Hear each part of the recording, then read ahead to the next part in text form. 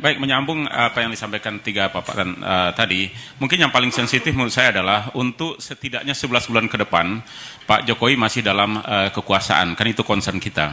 Ini agak berbeda daripada pemilu-pemilu sebelumnya.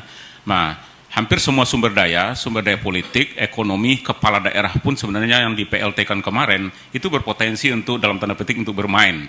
Nah, sejauh mana kekhawatiran Bapak-Bapak yang ada di depan ini, termasuk juga Pak Yusak misalnya sebagai pengamat, karena ini peluang 2 putaran ada, 1 putaran pun ada, karena ada suasana kemarin itu yang disuarakan adalah 1 putaran. Walaupun itu sebuah pernyataan, tapi itu niat. Nah, ada nada ini mungkin dalam tanda petik juga dipaksakan nanti, karena anggaran kita di putaran kedua itu agak susah.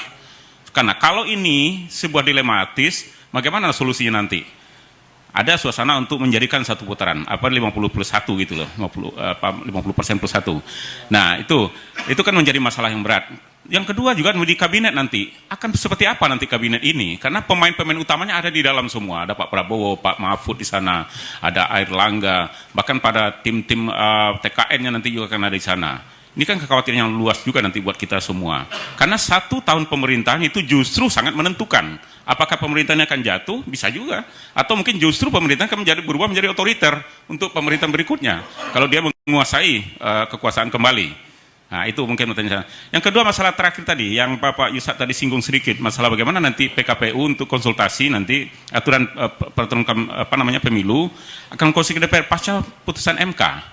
Apa ini kita anggap sederhana atau balah ini bisa menjadi bola liar nantinya? Kan bisa jadi nanti kekuatan di parlemen nanti akan berbeda ketika menetapkan perlu nggak konsultasi itu. Lalu kalau konsultasi itu nanti disandra atau dipermainkan di DPR kan juga bisa menjadi mainan baru nantinya. Itu aja Pak, makasih. Yang pertama,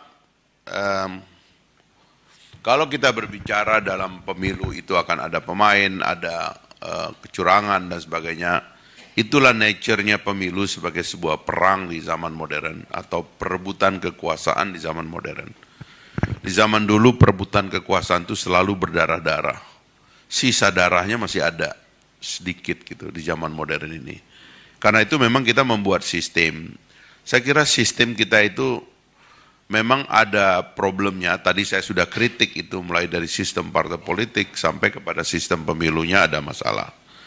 Tapi banyaklah pemainnya itu nggak sedikit, termasuk dewan di dalam hal ini. Ya harus konsolidasi juga. Ya.